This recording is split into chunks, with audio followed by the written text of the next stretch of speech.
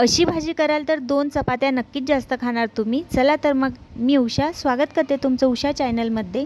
आज आपण राजमा रेसिपी बघणार आहोत। त्यासाठी 1 वाटी राजमा घेऊन मी रात्रभर भिजत ठेवला होता।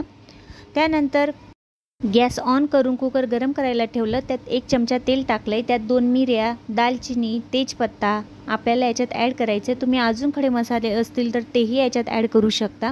याच्यामुळे खूप छान टेस्ट येते। आधी सुगंध म्हणाल तर इतका छान दरवळतो ना पूर्ण घरात, आणि भाजीला चव पण अप्रतिम अशी येते। नक्कीच एकदा अशी भाजी ट्राय करून बघा। त्यानंतर जो राजमा टाकला होता तो याच्यात आपल्याला छान परतून घ्यायचा आहे 2-3 मिनटं, आणि मग याच्यात मीठ ॲड करायचं आहे।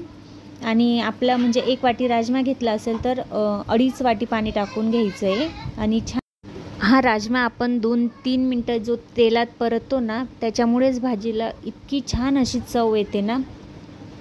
गॅरंटी देऊन सांगते, तुम्ही एकदा कराल तर परत अशीच भाजी करणार।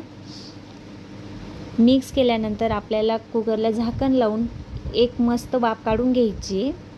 वाफ काढल्यानंतर कुकरला पूर्ण रेस्ट द्यायचे आपल्याला, मगच पुढची प्रोसेस करायची।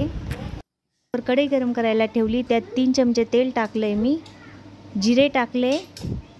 बघू शकता इकडे आपला राजमा पण छान शिजून गेला आहे, मऊसूत असा शिजला आहे। छानच शिजू द्यायचं आहे आपल्याला।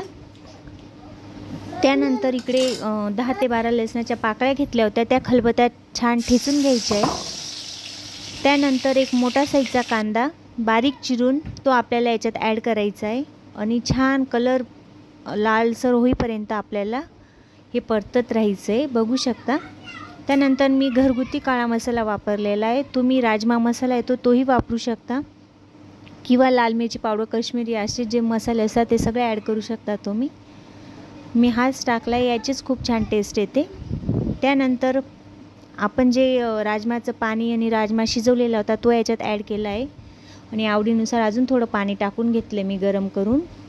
त्यानंतर कोथिंबीर टाकली आहे, आणि भाजलेल्या दाण्यांचं कूट 2 मोठे चमचे मी याच्यात ॲड केलं आहे। दुसरं काहीच टाकायचं नाही आपल्याला, याचीच ग्रेव्ही आपल्याला घट्ट भाजीला बनवते। त्यानंतर मीठ टाकायचं आहे चवीनुसार, आणि भाजीला छान उकळी येऊ द्यायची आहे। 10 ते 15 मिनटं आपल्याला ही भाजी शिजू द्यायची आहे। आपली भाजी जेवढी छान उकळी येईल किंवा आटेल ना, तेवढी भाजी टेस्टी होते आपली। बघू शकता मी पण किती छान आटू दिली आहे। रंग पण बघू शकता तुम्ही, आणि ग्रेव्ही बघू शकता, टेक्स्चर बघू शकता भाजीचं, आणि खायला इतकी अप्रतिम अशी लागते। नक्की ट्राय करा। माझी ही रेसिपी तुम्हाला आवडली असेल तर प्लीज प्लीज प्लीज चॅनलला लाईक, शेअर आणि सबस्क्राईब करायला विसरू नका। चला तोपर्यंत बाय, धन्यवाद।